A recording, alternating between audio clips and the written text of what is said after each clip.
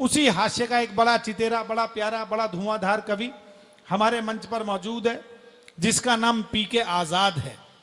आपने मेरठ वालों ने बहुत सारे पीके आजाद देखे होंगे, लेकिन मैं बहुत शाश्वत पीके आजाद को आमंत्रित करता हूं।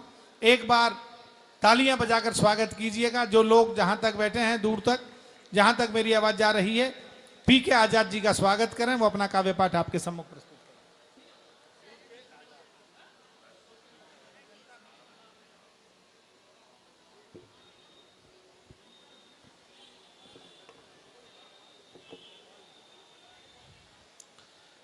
ये 5-7 बालक तो ऐसे हैं कि हर 10 मिनट में बाहर जाते हैं और फिर आके बैठ जाए। मेरी समझ में बात नहीं यार कि ये बाहर वाले प्रोग्राम ज्यादा बढ़िया लग रहा है यहाँ वाला।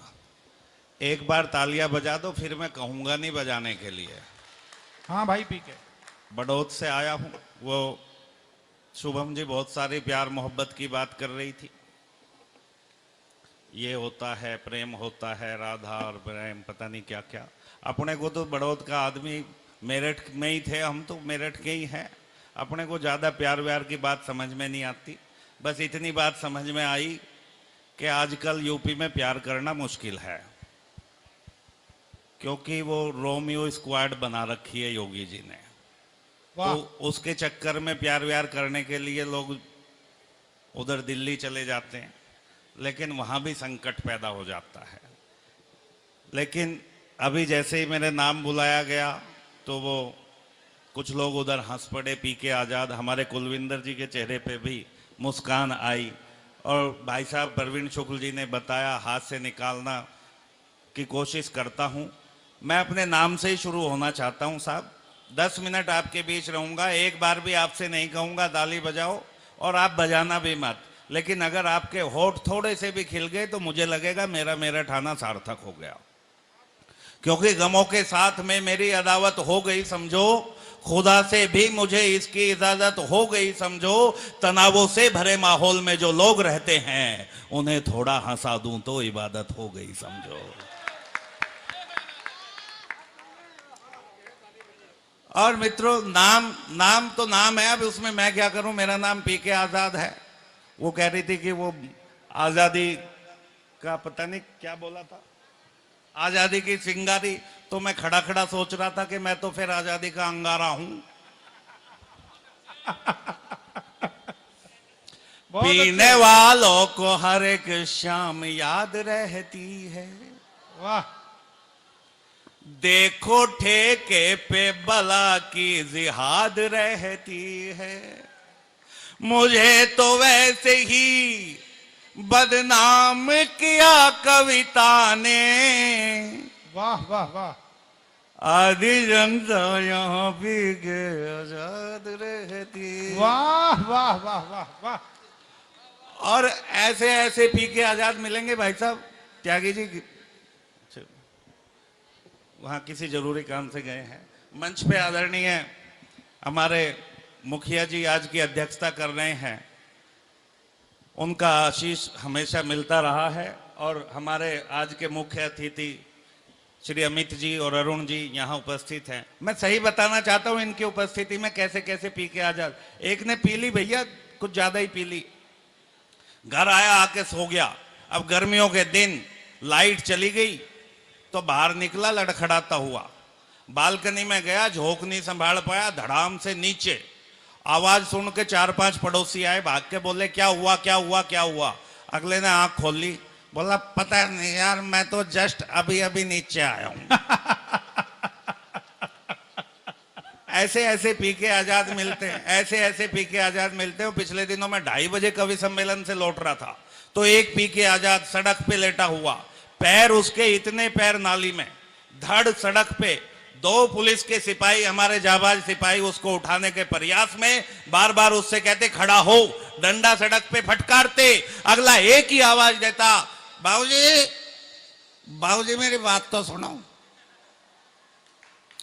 वो फिर फटकार दे, खड़ा हो, बाबूजी मेरी बात तो सुनो। मैंने गाड़ी साइड लगाई, उतरा, उनके पास गया।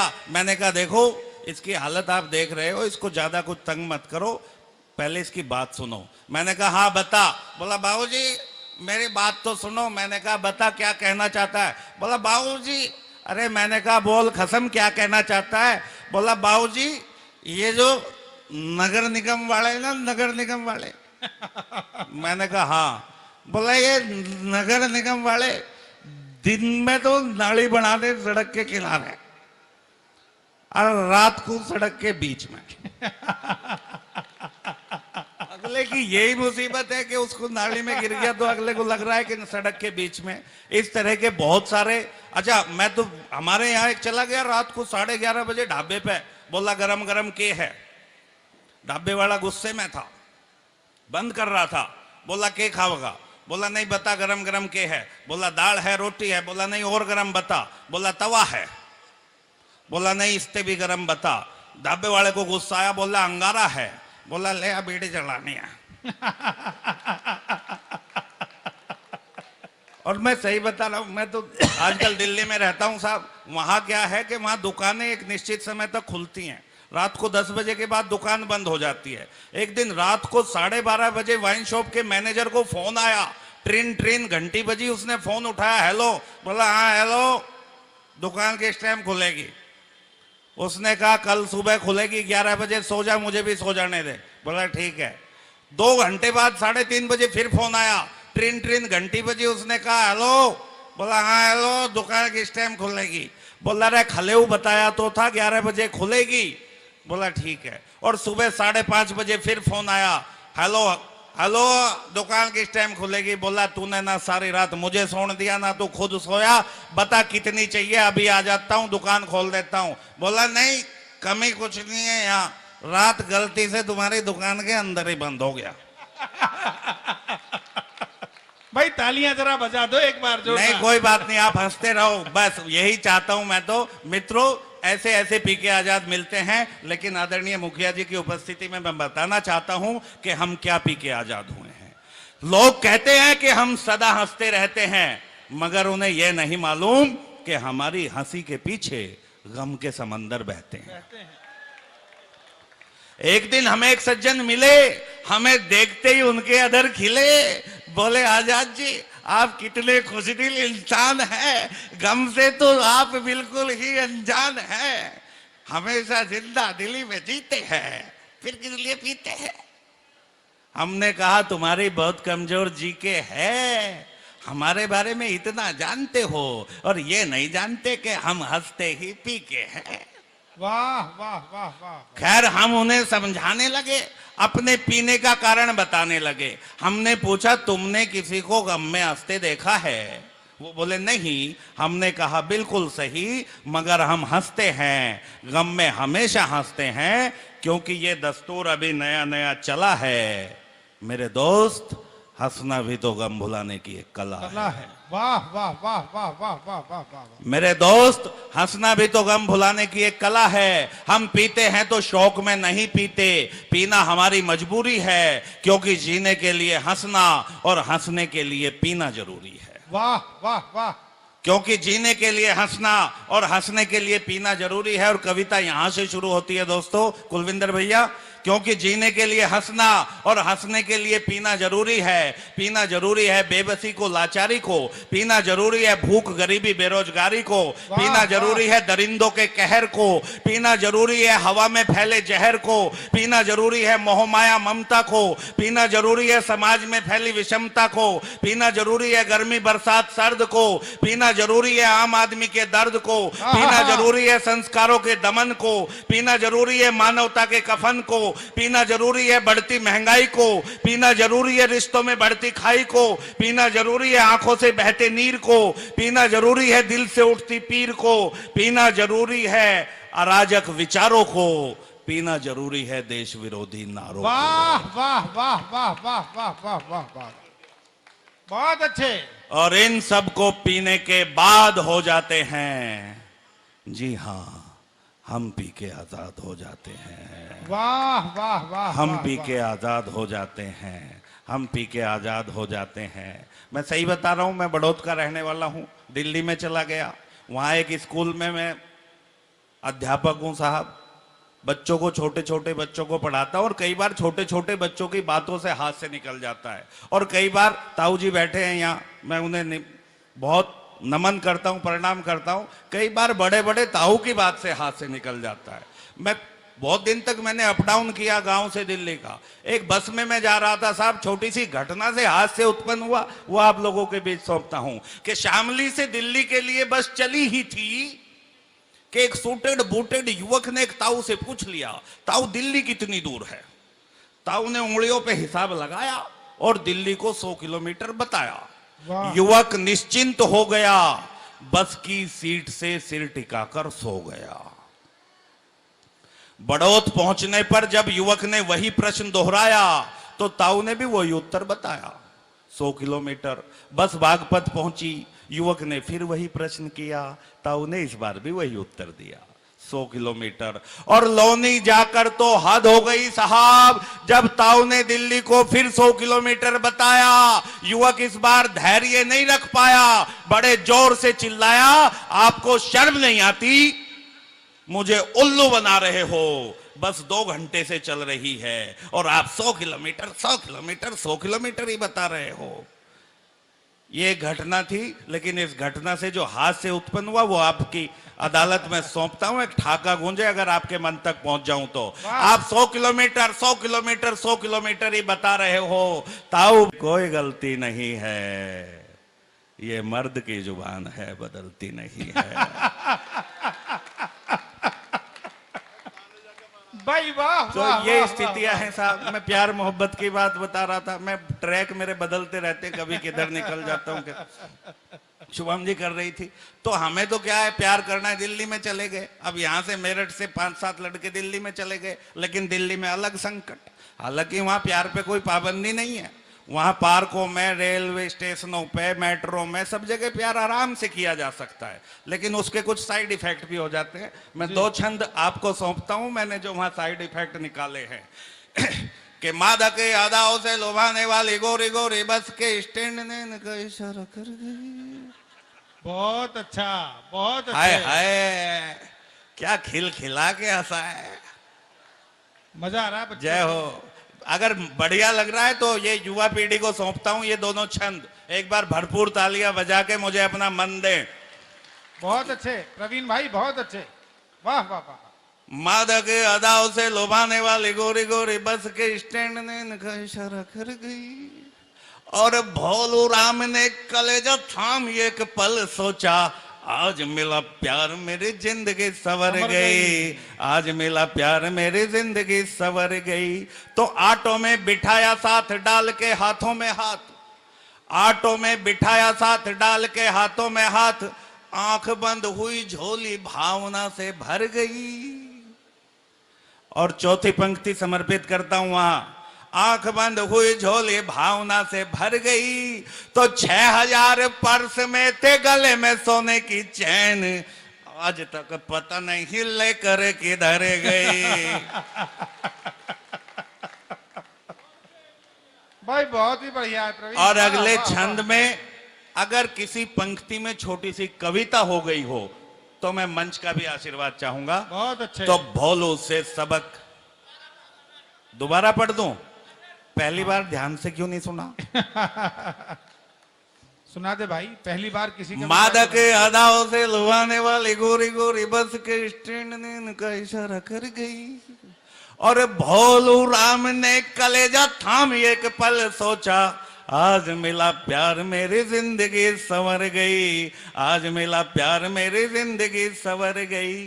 तो ऑटो में बिठाया साथ डाल के हाथों में हाथ, आंख बंद हुई झोली भावना से भर गई, और 6000 पर्स में थे गले में सोने की चैन, आज तक पता नहीं लेकर किधर गई, आज तक पता नहीं लेकर। अच्छा, आपकी कोई सजा है क्या? आप यहाँ आ जाओ ना, बैठ के सुनो। ऐसे भी क्या है, इतना भी डरावना नहीं हूं यार मैं। हाँ भाई। तो अगली 4 पंक्तियां सौंपना चाहता हूं, और मैं बताना चाहता हूं ये भोलू आखिर है कौन। भैया ये भोलू है कौन, मैं सही बता रहा हूं। मेरे गांव का एक भोला भाला लड़का है। अच्छा, भोला जिसे कह देते हैं आजकल के, सीधा है, आप समझ ही सकते हो वो क्या है। उसकी शादी हो गई साहब। शादी होने के बाद उसका गोना नहीं हुआ और उसे ऐसी शादी हुई कि उसे अपनी पत्नी की बस हल्की सी झलक याद थी। एक दिन उसे मेरठ आना पड़ा। अच्छा, मेरठ के आसपास की वो लड़की थी, वो यहां उसकी पत्नी उसे मिल गई बेगम पुल पर राखी वाखी खरीदती हुई, और वो पट्टा खड़ा हो गया वहां देखने लगा उसे। उसने देखा है बदतमीज, पता नहीं कौन देख रहा है, इतनी देर से घूर रहा है। उसने दुकानदार से कहा भगाते क्यों नहीं हो। वो गया, भाई साहब आप यहाँ क्यों खड़े हो। बोला नहीं मैं ऐरा गहरा नहीं हूं, ये जो पीले सूट वाली है ना ये मेरी कुछ जानकार है। वो बोला बहन जी ये तो कह रहा है तुम्हारा कोई रिश्तेदार है, कोई जानकार है। वो लड़की गई, बोली भाई कौन है तू। बोला नहीं याद करने की कोशिश कर रहा हूं। बोली कहाँ का। बोला बड़ौत का। बोली ले भाई बड़ौत तो मैं ब्याही। बोला अच्छा, बस तो वहीं देखी होगी मैं तू। किसके ब्याही। नको वो एक बोलू है रामफल का। कहने लगा यार बब्बा मैं ही तो हूं। बोबो बहुत बढ़िया है इसमें।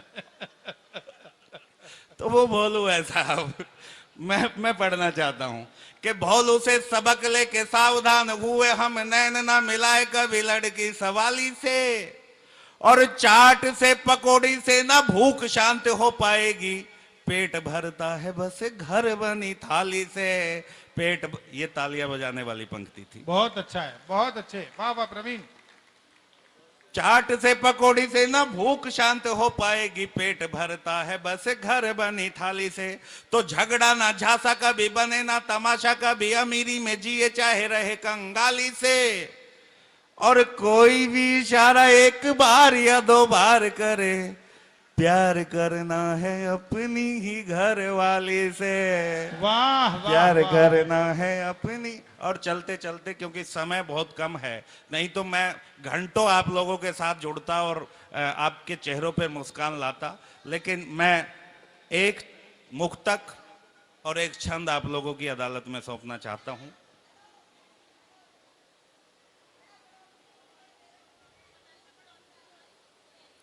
बाद में बात करेंगे बहन जी।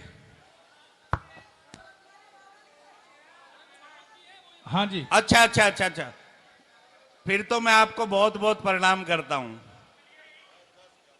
हाँ जी। मैं और वो बहन जी खड़ी हुई है और मैं उनके सम्मान में पंक्तियां पढ़ना चाहता हूं, 4 पंक्तियां पढ़ना चाहता हूं मित्रों। खिले नागर कली गुलशन महकना छोड़ देता है, खिले नागर कली गुलशन महकना छोड़ देता है, कभी गुर्बत में चूल्हा भी दहकना छोड़ देता है, कभी गुर्बत में चूल्हा भी दहकना छोड़ देता है। ये माना बेटियां होती पराया धन मगर फिर भी, ये माना बेटियां होती पराया धन मगर फिर भी, बिना बेटी के घर अक्सर चहकना छोड़ देता है, बिना बेटी के घर अक्सर चहकना। और मित्रों मैं एक बात इस मंच से कहना चाहता हूं आदरणीय मुखिया जी की उपस्थिति में। हम कहते हैं बेटी बचाओ बेटी पढ़ाओ। मैं एक प्रश्न रखना चाहता हूं यहां मेरठ की इस क्रांति धरा पे आप लोगों की अदालत में। जब हम कहते हैं बेटी बचाओ तो मेरे दिमाग में एकदम प्रश्न आता है कि किससे। वाह वाह वाह वाह वाह। हमें किससे बचाने की जरूरत है। अपने ही घरों में हम बेटी बचाने की बात कर रहे हैं तो हम किससे बचाना चाहते हैं। हम कहते हैं पुलिस की तरफ उंगलियां उठाते हैं, प्रशासन पे उंगलियां उठाते हैं। एक समाधान, एक सुझाव आपकी अदालत में सौंप के जाना चाहता हूं। अगर आपको लगे कि आपके मन की बात को शब्द आपके इस भाई ने, इस बच्चे ने दे दिए हैं, तो मुझे भरपूर आशीर्वाद के साथ विदा कीजिएगा। अंतिम काव्य पाठ आज की रात का मैं अपना करना चाहता हूं। बहुत एक भगवान के बनाए सभी नर नारी एक जैसा, सबको ही अधिकार दीजिए। वाह वाह वाह वाह वाह वाह। आदरणीय अरुण जी, अमित जी की उपस्थिति में कहता हूं कि एक भगवान के बनाए सभी नर नारी एक जैसा, सबको ही अधिकार दीजिए। और दानव दहेज की कुरीत काली काली हुई, भ्रूण हत्या करी से यूं ना मार दीजिए। वाह, भ्रूण वाह, हत्या करी वाह। से यूं ना मार दीजिए। शक्ति समाज की रिवाज की ये रौनक है, शक्ति समाज की रिवाज की ये रौनक है। इनको पढ़ाइए व खूब प्यार दीजिए। और आखिरी पंक्ति में एक सुझाव आपकी अदालत में सौंपता हूं मित्रों। शक्ति समाज की रिवाज की ये रौनक है, इनको पढ़ाइए व खूब प्यार दीजिए। और बेटियों के होने का घिनौना रोना रोने वालों, कभी बेटों को भी थोड़े संस्कार दीजिए। कभी बेटों को भी थोड़े संस्कार दीजिए। कभी बेटों को भी थोड़े संस्कार दीजिए। मैं चाहूंगा एक बार भरपूर तालियां हमारे प्रवीण के लिए बजाएं आप। बहुत मैं शानदार जिला उसने पंचायत सुनाया। मेरठ द्वारा आयोजित इस कार्यक्रम में पूरे आयोजकों को, भाई कुलविंदर जी को बहुत बहुत शुभकामनाएं प्रेषित करता हूं, बधाई देता हूं। आदरणीय मुखिया जी को जय हिंद, जय भारत। देखो बस जाइएगा मत, मैंने बताया।